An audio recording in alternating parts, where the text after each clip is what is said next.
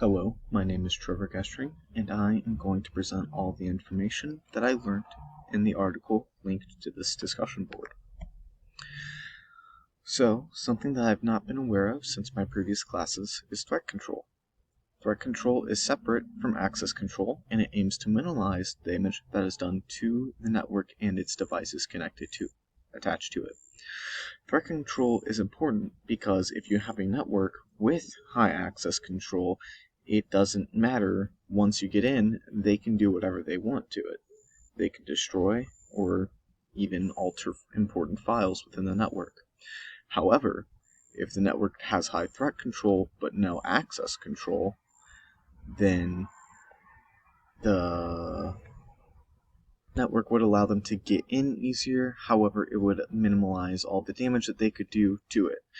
However, that access control list doesn't necessarily prevent one from getting into the network, but for this use of example, we are going to pretend that it does only as such. But either way, it is still a great idea to have both, because access control lists do prevent unauthorized internet access ways into your network, and threat control is always welcome. It is important to have both for your setup. The next one is physically securing networks. It's been shown to me time and time again in a lot of classes through different examples that physically securing your network is as important as digitally securing your network. Recently, these classes that I'm taking this semester have shown me a plethora of ways, as well as the article as well. For data centers, there are things called gates, which will have an easy in. Gates will have your main lobby, a door, a small room, and then another door into the data center. What the gate will allow you to do is to walk in through the first door with moderate security, and then the second door to get into the data security room will have an even higher amount of security. This is designed this way to hopefully trap threat actors from in there, so that way they don't get access, and also as a way to detain them. However, it also works the same way if you were to go from the data center side to the lobby. If you were to go, it's easier to get in, but it's harder to get out.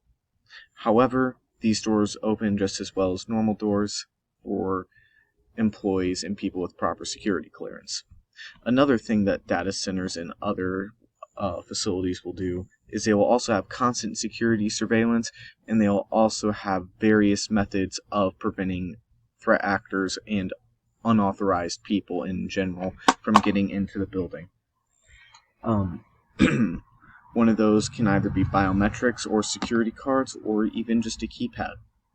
However, all of those are vulnerabilities that they will have to look out for. Another thing that I learned in this article and in this semester in general is sandboxing. Sandboxing is a fun tool that you will have on your Windows 10 Pro machines, not the home ones. Basically, it works like how Hypervisor or any other virtual machine does, but it's quicker to run for the first time, and there's no setup process, and also it is a fresh instance every time. What it does, it is allows a separate machine to be run inside your machine that has no way of contacting your actual machine. To put that in a less complicated way, it allows you to run programs inside of it that cannot touch your machine that it is running on. This is a great way if you want to test programs in case they are viruses, or just try out something by installing it if you don't want to undo the changes or make possible changes to your registry that could slow down your computer in the long term. And that's it. Thank you all for watching.